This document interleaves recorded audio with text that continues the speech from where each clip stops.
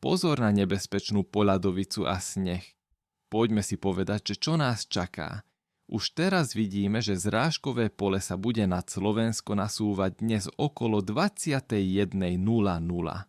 Zatiaľ pôjde najmä o snehové zrážky, predovšetkým v okolí Bratislavy. Na ďalšej snímke už vidíme, že okolo 3:00 noci sa zrážkové pole bude dostávať nad stredné Slovensko a na západe bude intenzita zrážok narástať. Zrážky budú ešte prevažne snehové, no postupne budú prechádzať do dažďa. Na 3. snímke sú zrážky už na celom území Slovenska s vyššou intenzitou najmä na severe a západe. Na západe sa už na veľkej časti územia objaví poľadovica s vysokou intenzitou, miestami až do 1 mm za hodinu. Zároveň vidíme, že na celom území budú teploty pod bodom mrazu aj na západe okolo -1 až -2 stupňov Celzia, čo bude situáciu robiť veľmi nebezpečnou.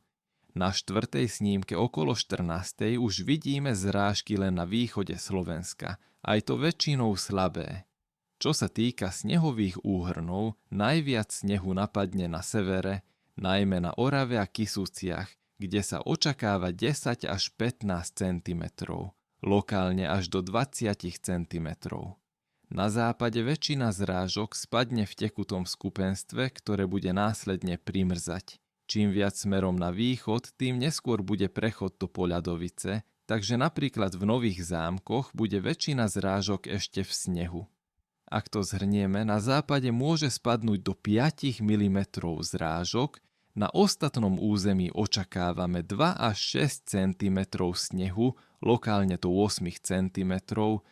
Nepôjde teda o nič extrémne výrazné, no pozor si treba dať najmä na západe a severe, kde už v posledných dňoch výrazne snežilo. Tam môže byť aj týchto ďalších približne 15 cm, doslova čerešničkou na torte.